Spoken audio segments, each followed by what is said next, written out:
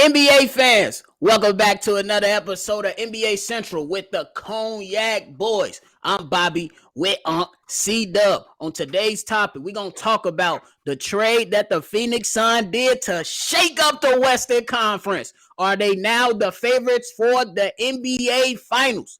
Y'all already know. We go jump into it right after this.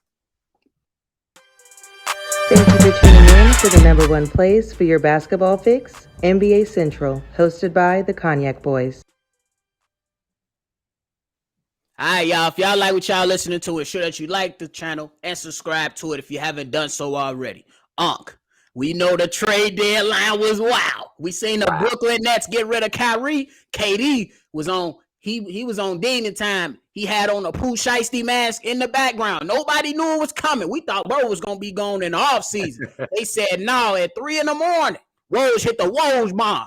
Kevin Durant traded to the Phoenix Suns. My God. Before we talk about if they are contenders, talk about the trade, bro. How good was the trade for the Phoenix Suns, bro?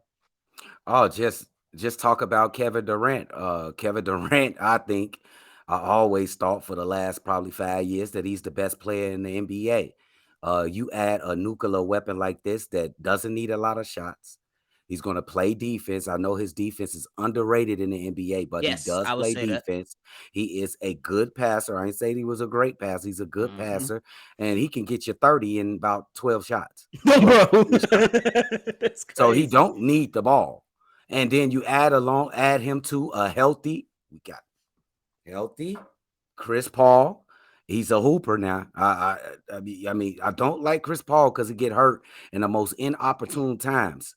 But when he's there, he's going to scare you because you see what he did to the Golden State Warriors. He put the fear of God in them.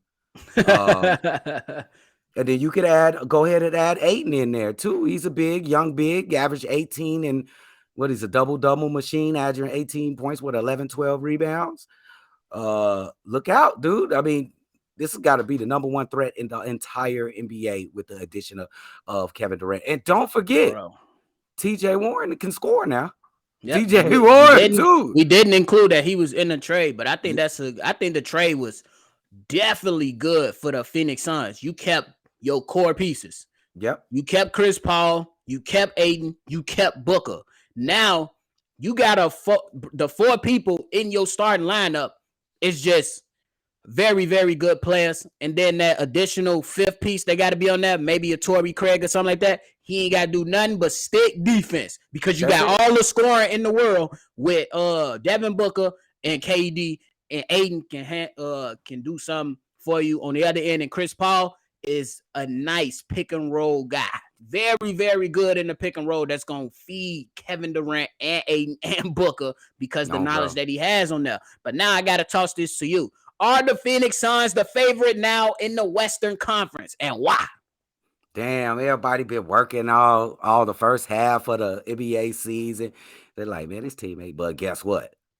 They the favorite to win the whole damn thing. Bro. With Kevin Durant, Booker, Ayton, and let's just say Chris Paul get injured like in the NBA Western Conference Finals. Cameron Payne will do. He will do with these two guys in Ayton. Hey, dude, they gotta be the number one team. To everybody got to be looking at as damn. We got you see what the LA Clippers did. They already had a great team. They put some more firepower on their team. Like, oh, we gonna need some more. Bro, we gonna need Bones Highland and we gonna need Mo Bamba. Bro. Yeah. Yeah, yo, this is like the Cold War when everybody started making nuclear bombs. Say, Phoenix Suns is the United States. Oh, they got a nuke. Or Russia, like, hold on, Joe, we got to get us a Bones Highland nuke. We got to get us a Mo Bamba nuke. Bro, Cold War, bro. And the crazy thing is, bro, they got scoring up and bro. Damian Lee, he's solid. You an energy guy. Yes. Landry Shaman can shoot. You still got Campaign that come in with some energy and backing up DeAndre Ayton. You got Bismack Biyombo who can go ahead and get you some energy, some defensive rebounds, and just be active. So I feel like the team from front to back is pretty damn good. That's why I say the Phoenix Suns won the trade with the Brooklyn Nets, because if I was the Brooklyn Nets, I need Ayton. But Yo, they didn't get that. So now you got this team that's ready to go. And and once KD come back, he's expected to come back after sometime after All-Star break. I think they're gonna hit the ground running because they not in the play-in. The Phoenix Suns are not in the play-in, and they no. got time to climb the charts in the congested Western Conference. I think the Denver Nuggets they got a nice margin of victory between the other teams, so they might finish off as the number 1 seed. But don't be surprised if the Phoenix Suns be at 2 or 3. Two or It's three for me.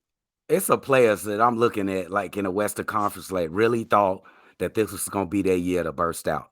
But Bro, Kevin Durant is back in the Western Conference, and I feel bad for Joker. I feel bad for Ja Morant. I feel bad for those players. Even Dame Lillard, like, dude, it ain't looking good, dude. The king is back. The ruler's back. Bro. bro, he definitely went back to the Western Conference where he held it down for a minute, and it's been bussing. You already know. But I'm gonna throw this at you. Do you think? So a lot of people say, not a lot of people, but there are some people out there that say that they gonna need to have that continuity, like a Denver Nuggets who have been playing well all season. They have more games together than the Phoenix Suns. I Yes. would say I'm gonna let you go first, and then I'll let you know what my train of thought is. So go ahead. Do you think continuity would be a problem? Continuity is good with good to below average players that need to learn how to play the game of basketball together and meld and gelled as a team. But you talking about hoopers, all around hoopers that hoop sun up to sundown. They could jump on the floor and they know what they could bring to the table. It don't take much. You got Chris Paul. He is a bona fide hooper. You know what I'm saying? Now, I think if he wasn't had a job in the NBA, he'll be getting straight off work, taking his work boots off, going right to the court. To the I Y. think bro. I think the same of Booker, and y'all know that's how Kevin Durant is. So I don't think that'll be a problem. What is to jail? You bringing in somebody that don't need the ball. He gonna need less shots to score 30. The man can score 30 with 10 shots, I believe. Yeah, that is crazy, bro. It is not gonna be no problem at all. They're gonna hit the ground running.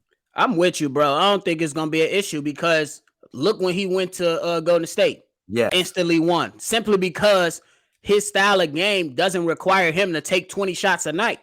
We just said it. He's one of the most efficient players in NBA history. He don't need a bunch of shots. So Devin Booker's still gonna eat. Aiden's still gonna eat, and that's all you really need because you got a legit floor general in Chris Paul who doesn't you don't have to depend on Chris Paul to do anything now. No. Maybe add a little bit of scoring here and there, but you know he gonna assist the hell out of that ball.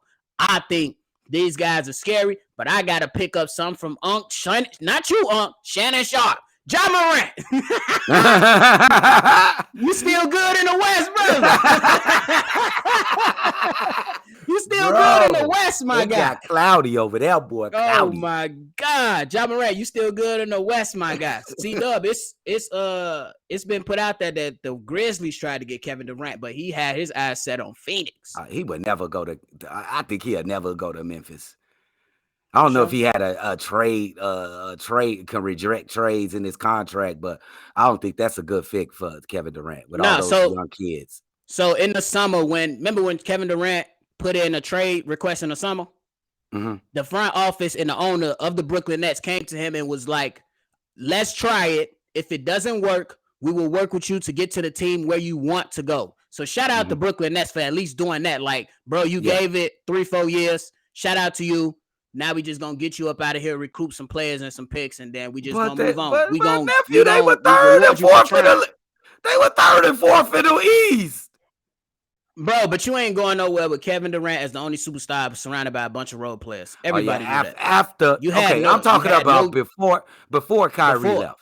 No, but I'm talking about once Kyrie was gone, they had to move him to recoup something. Absolutely. Because you just can't have him disgruntled and that team was not winning anything. I said it immediately after I heard the news Kyrie was going to Dallas. I said Kevin Durant gone.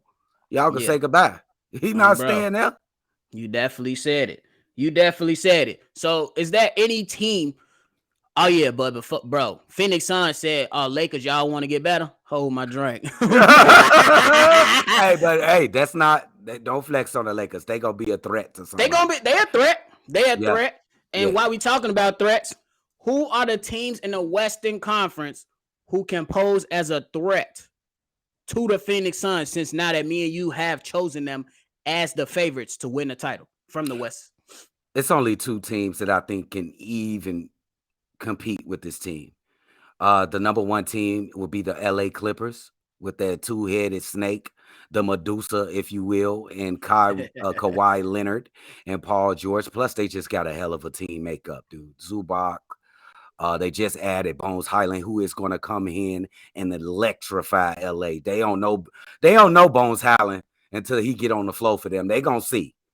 They got so many pieces. Batum, he can play defense on the best players on the wing. They got one of the Morris twins. This team is just stacked. And the other team, in a lesser, and they sneaky now. If y'all don't pay attention to this team, they will beat you. I don't care who it is. Who I think Phoenix and LA Clippers. It's going to be the Golden State Warriors. Yes. I know this deal with Gary Payton II is in jeopardy right now. I would love their chances more if they can keep that deal going. But you still got to respect the champs. You got to respect them. Steph Curry will be back. Clay has been looking good. I don't care what nobody says. They keep saying he don't look the same. He looked the damn same to me. He looked the same to me. You got Young Poole. You got Kuminga. Dre, I guess I could say Draymond, but y'all don't know my feelings about Dre. You petty. Y'all better pay attention to Golden State. But overall, Phoenix Suns is head and shoulders above the rest. For sure. I'm gonna say my threat is Golden State. I will agree with you on the Clippers. Nah. This is just any order. Okay. I'm gonna say go, but okay. I'm gonna put it on wax. Golden State is the number one threat to the Phoenix Suns. Okay. Because they got great coaching, like the Phoenix Suns, but then you got nuclear bombs. The only thing that with Golden State, they got them, and they can light that thing up. And Steph Curry will come back with fresh legs. Along with KD, fresh legs. So the LA Clippers, barring injury, that'll be my number two. I'm gonna say Denver can be a sneaky three, bro. I'm not gonna disrespect them. I think Memphis don't have enough. I think not enough what? Maturity. They don't have enough maturity. They don't have enough star power either. We like Dylan Brooks and Desmond Bain. But as I mentioned before, they should have been calling. If it ain't working with KD, you should have been calling Washington. Can we get Brad Beal? Or what is it going to take to get Brad Beal?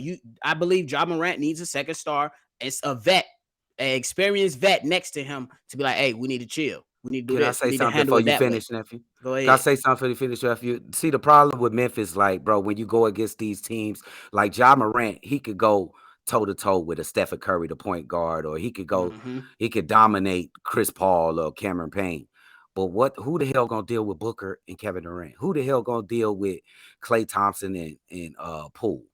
So, because I don't think they got the matchup. They could try to play as much aggressive defense as they can, but you ain't stopping a veteran all-world scorer. So you could just forget it. So they got to get them better offensive weapon for Memphis. So what about All-Star Jaren Jackson? You don't think he'll be an X factor for them, or you think he's just not enough? Not in these series against a Golden State or against Phoenix Suns, because DeAndre Ayton just squashes them out. And then you look at Golden State, he might not even get to play a lot. They got Draymond. I'm gonna keep it a buck with you. If the standards remain the same, you'll have the New Orleans Pelicans playing Denver Nuggets. If Zion comes back healthy, I'm not saying that they can beat Denver, but it's gonna be a good ass first round series. Hey, I'm gonna say they can beat Denver. They can. If Zion can stay healthy, I'm gonna go with the New Orleans Pelicans. Some help, bro. It's gonna be real interesting. It's gonna be very, very interesting, bro. Dust don't go and say Denver got this because they the number one seed. I'm not saying that. I'm not talking to you, nephew. I'm saying people better not look at that like Denver. They gotta win. Oh no. When Zion was healthy, New Orleans was the number one seed in the Western Conference, easily destroying folks on bro. So and for the people that saying y'all ain't say the Mavs, bro. The last 2 games I seen of the Mavs, it's been Kyrie and no Luka, so we don't even know how they look. We don't know. We don't know. Like if I get a decent sample size, let's get them together on the floor 10, 15 games, and then I make informed decision on what I believe they can be. But the ball has been moving over there. But we got to keep in mind the ball hog has been on the bench. So we got to see 10 to 15 games first. Let me add to that. And the reason we say we got to see 10 and 15 games, well, the reason I'm going to speak for myself is because I didn't think that them two, they kind of like the same player to me. They need the ball. Even though Kyrie has been kind of off the ball. Off the ball the last two games. I want to see both these guys together. I really don't think, I got my doubts to say that this thing will work. I got to see him in action first. That's it. Bet it up. You got any final thoughts before we get out of here? Hey man, this Western Conference gonna be a bloodbath in the last half of the season, or the last third of the season. It's gonna be interesting in the playoffs. I think it's gonna be the greatest playoffs in a long time in the Western Conference, bro. It's gonna be a lot of upsets. It's gonna be lit. Look out for the Lakers and the Pelicans upsetting people. So because the Lakers 13th. If they can string together some wins, they can climb the charts. You know what I'm saying? It's not no huge separation between the teams. Yeah, before we go, do you feel comfortable saying Denver got Lakers in a 1-8 matchup? Oh no. No. No. That's what I'm saying. No matter, bro, because in that 13 slot, you know what I'm saying, in that play-in window, you got Golden State, the Pelicans, the Minnesota, Utah, but I expect the Lakers to climb up. So if things remain the same, you got the Lakers, Golden State, and the Pelicans that could potentially be an 8th seed. I'm just saying that's tough first round matchup. Tough. Every series is gonna be a battle and then Memphis. If you play right now, if it started today, Memphis plays Golden State. Oh, first round exit. Goodness. Oh my goodness, that's gotta be a nightmare for Memphis, bro. I don't think they can talk all that shit they want that they want to see Golden State. I guarantee you they don't want to play Golden State in the first round. 3-7, 2-7. That's crazy for them. They better, I don't know what, they better throw games at the end of the season or something. Because we seen nothing. They talk a lot. But have they beat them? No. So y'all better try to dodge them as much as y'all can. Bro, that is crazy. Anything else, bro? Hell no, this shit gonna be lit. I love the NBA. Is anything better than the NBA? I know my nephew, he love the NFL, bro. But ain't nothing better than the NBA, bro. Y'all know I'm a football fan first. But hey, it is what it is, man. Thank y'all for tuning in today. If you haven't done so, ensure that you like the channel and subscribe to it. And then if you want to follow us, send us any emails. Go ahead and hit us up at NBACentralShow@gmail.com, on Twitter at NBA Central Pod. And if you want to leave us any voicemails to talk about the current state of the NBA, hit us up on the number 773-270-2799. This is another episode of NBA Central with the Cognac Boys. We gonna catch y'all on the next one. Thank you for tuning in to the number one place for your basketball fix, NBA Central, hosted by the Cognac Boys.